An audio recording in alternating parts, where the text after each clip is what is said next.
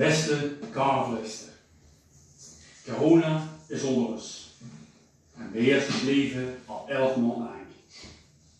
Al vanaf het voorjaar worden we bezig met verschillende scenario's voor de coronaproef vastgehouden.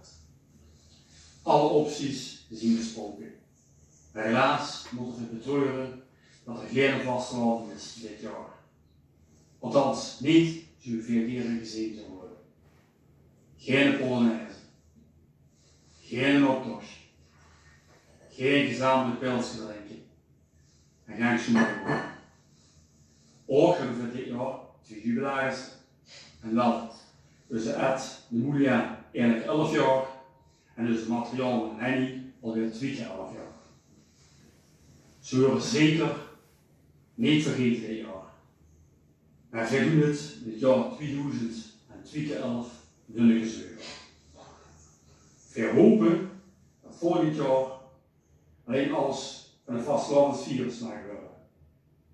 Wil je zeker weten dat geen kriebelt in de benen weer terugkomt voor deze tijd, dan laat ik nu alvast vaccineren met het rode wien vaccin. Ik geef nu weer het woord over aan Ed de Jonge.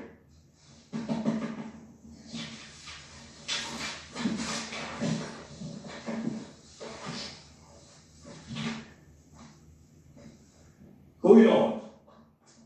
Zoals je juist hebt gehoord van Mattie Rutte, is een traditionele vastenavond dit jaar niet van toepassing.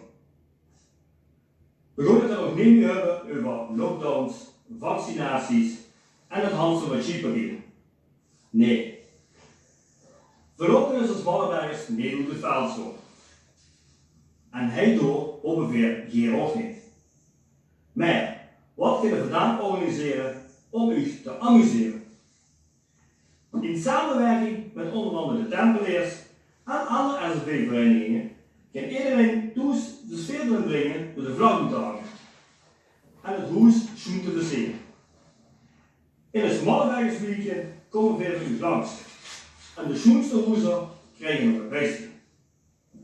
Loer op onze Facebookpagina en op de website www.cvdemallebergers.nl wie je begrijpelijk kunt opgeven.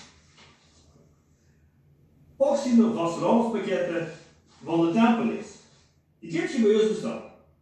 Wat de opbrengst wordt door de Elisabeth Stichting gezorgd dat ook bij de lui die het minder hebben een pakket kunnen krijgen. De bestelde pakketten komen weer bij u langsbrengen. En dat gebeurt op de zaterdag voor de vastelavond.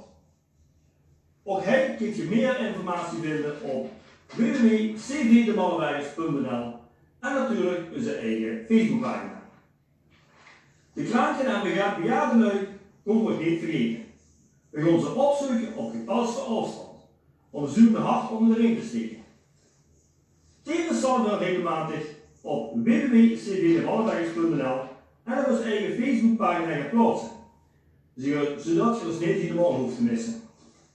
We hopen dat je in het jaar 2000 plus 2 keer 11 weer erbij mag zien. En uiteraard in een goede gezondheid. Houd in!